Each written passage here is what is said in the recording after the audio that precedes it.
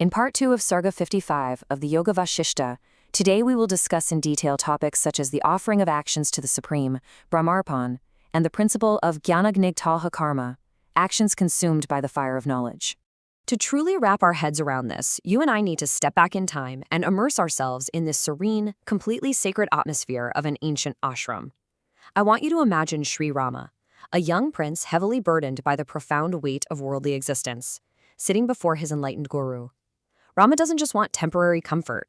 He's asking the absolute, ultimate questions about existence itself. He's asking, how do we navigate this material world? How do we break through the grand, overwhelming illusion of Maya? And how do we attain true, permanent liberation, moksha? Maharishi Vashishtha doesn't just give him some dry, theoretical philosophy. Instead, he provides a literal masterclass on how to transform everyday, mundane action into a profound spiritual practice.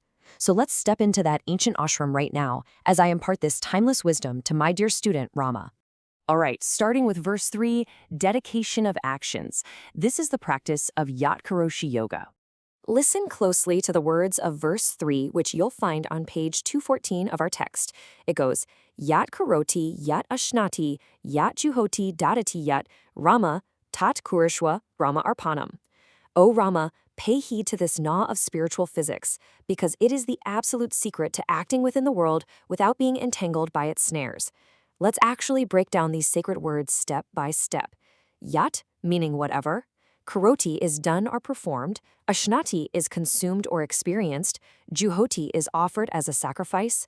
Dadati is given away in charity. Tat, that very thing. Kurishwa, you must perform. Brahma Arpanam, as a complete and unconditional offering to the Supreme Brahman. I am revealing to you the foundational method to unbind your soul from the very actions your physical body must perform. So what does this verse actually mean for your daily existence? Well, it's the practice of Brahmaharpan. This is the profound spiritual practice of offering all your actions, all your worldly and royal duties, and, most importantly, all the fruits and expectations of those actions directly to the Supreme Brahman. O Rama, when you practice Brahmaharpan, you continue to work, you continue to rule, you continue to fulfill every single one of your earthly obligations, but you do so strictly as an instrument of the divine. By consciously offering it all to the Supreme, you completely remove the self-centered motive. You leave absolutely zero residue of your personal ego behind. The action is done, for sure, but the personal doer is completely absent. Now, there's a literal meaning to this teaching, right? Simply surrendering the results and rewards of our daily actions. But the true philosophical significance, that elevates our understanding to the absolute reality. You see, Brahmaratman isn't merely some transaction where you say, here, Supreme Being, take the results of my hard work. No, it is the profound realization that the independent, isolated doer doesn't actually exist in the first place. The one who acts, the action itself, the instruments of action, and the Supreme Brahman are entirely one unified reality. When you truly realize this unbroken oneness, the dense illusion of being an independent, ego-driven actor just dissolves entirely into the absolute. You basically become a hollow flute through which the breath of the universe flows. Moving on to verse 4, the fire of knowledge. This introduces the principle of Jnana-Gnigdha karma. Continuing to page 215, we hit verse 4, Jnana-Gnigdha karmanam, akarma eva sampajate he Rama. Now this verse builds an unshakable framework for your ultimate liberation. Let's carefully deconstruct this heavy, powerful terminology so it really takes root in your consciousness. Jnana, the supreme realization and knowledge of the absolute self. Agni, the consuming, purifying fire. Dagda, completely burned to ashes without any residue.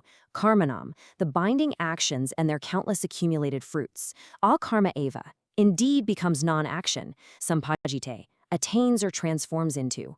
What I am telling you, Rama, is that once your actions are offered, they have to be completely purified by this fire, so they leave absolutely no trace upon your soul. And this brings us to the exact, profound meaning of Jnana-Gnigdha karma. It refers to actions that are completely consumed and rendered entirely karmically powerless by the fire of supreme self-knowledge. Rama, think of human karma literally like a seed. If you plant a living seed into the fertile soil of an attached mind, it inevitably sprouts, grows, and creates a massive forest of attachment, desire, and rebirth. But if you take that exact same seed and roast it thoroughly in a hot fire, well, it looks exactly the same on the outside, but its internal life force is completely gone. It will never sprout again. The fire of knowledge, Gyan-Agni, roasts the seeds of all our earthly actions. We still hold the seed, we still perform the action, but it can no longer bind us to the cycle of Maya. When actions are bound by ego, when we act thinking, I am doing this and I must reap the benefit, we instantly create an endless cycle of karma, attachment, and inevitable suffering. We become literal prisoners in the material world. Conversely, when actions are consumed by knowledge, they leave absolutely no karmic trace.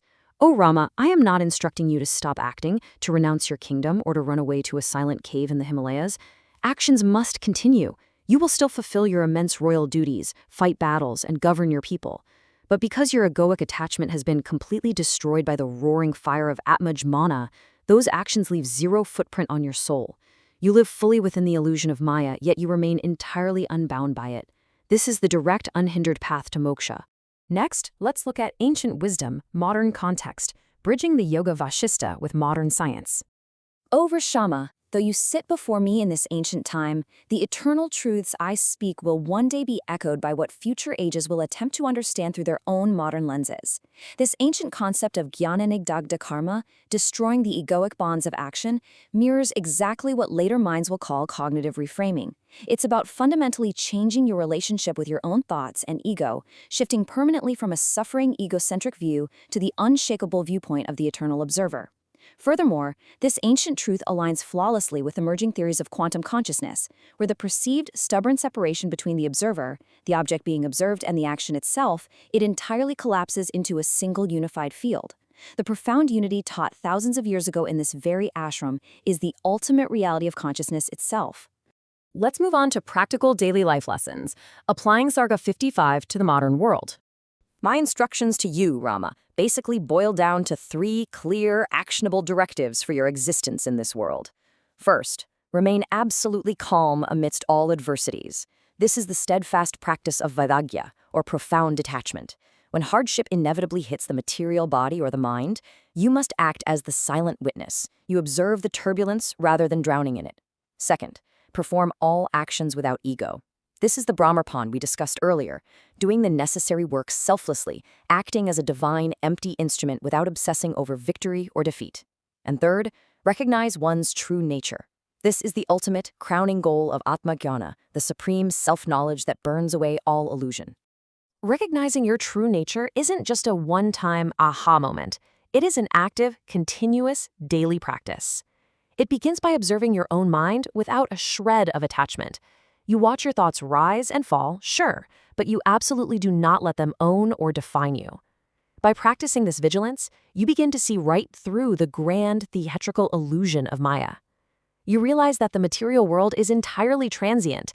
It's constantly changing, dying, and shifting, almost like clouds passing through an empty sky. When you anchor yourself deeply in Atmajnana, your very consciousness shifts permanently. You realize that you don't actually have to wait for the death of the physical body or some afterlife. You can experience moksha, absolute and total liberation, right here in the present moment, while fully and joyfully participating in the world. So think about this. If the fire of supreme knowledge completely consumes the karma of the action, if the ego is entirely gone and there's absolutely zero karmic trace left, who is truly the one acting? It's a question that cuts like a sharp sword right through the thickest illusions of our daily lives, leaving the mind silent and yearning for that deeper, unshakable self-knowledge imparted in verses 3 and 4 of this incredible text.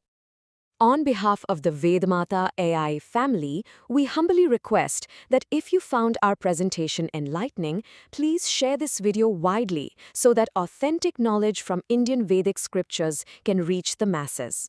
Let us all come together to participate in this Gyan Yagna, sacrificial offering of knowledge.